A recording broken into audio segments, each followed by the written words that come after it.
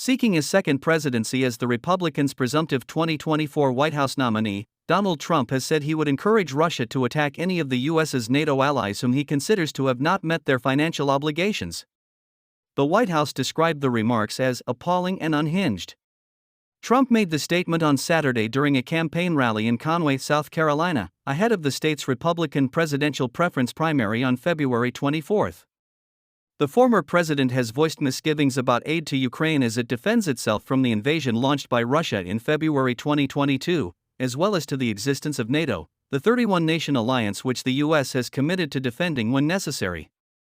Trump told European leaders that U.S. will never come to help you. On Saturday, Trump claimed that during an unspecified NATO meeting he told a fellow head of state that the U.S. under his leadership would not defend any countries who were delinquent. One of the presidents of a big country stood up and said, "Well, sir, if we don't pay, and we're attacked by Russia, will you protect us?" Trump said, adding, "I said, you didn't pay, you're delinquent? No, I would not protect you. In fact, I would encourage them to do whatever the hell they want. You got to pay. You got to pay your bills."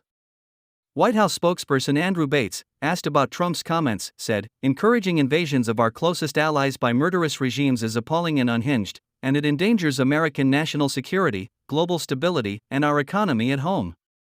NATO countries agreed in 2014, after Russia annexed Ukraine's Crimean Peninsula, to halt the spending cuts they had made after the Cold War and move toward spending 2% of their GDPs on defense by 2024. During his 2016 campaign, Trump alarmed Western allies by warning that the United States, under his leadership, might abandon its NATO treaty commitments and only come to the defense of countries that meet the alliance's 2% target. As of 2022, NATO reported that 7 of what are now 31 NATO member countries were meeting that obligation, up from 3 in 2014. Russia's 2022 invasion of Ukraine has spurred additional military spending by some NATO members. Trump's comments come as Ukraine remains mired in its efforts to stave off Russia's 2022 invasion and as Republicans in Congress have become increasingly skeptical of providing additional aid to the country as it struggles with stalled counteroffensives and weapons shortfalls.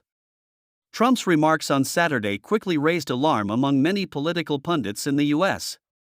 "Sounds as if Trump is kind of encouraging Russia to attack our NATO allies," David Corn, an MSNBC analyst and the Washington, D.C. bureau chief of Mother Jones, said on X. Meanwhile, conservative political commentator Alyssa Farah Griffin said Trump's comments were music to the ears of Russian leader Vladimir Putin. On Saturday, the former president also celebrated the recent collapse of congressional legislation aiming to address the migration crisis on the U.S.-Mexico border. The legislation was supported by Democratic incumbent Joe Biden, and Trump vowed that, if elected again, he would carry out a massive deportation operation on his first day back in the Oval Office.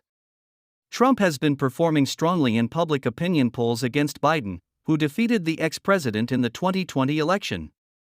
Nonetheless, he is grappling with more than 90 criminal charges.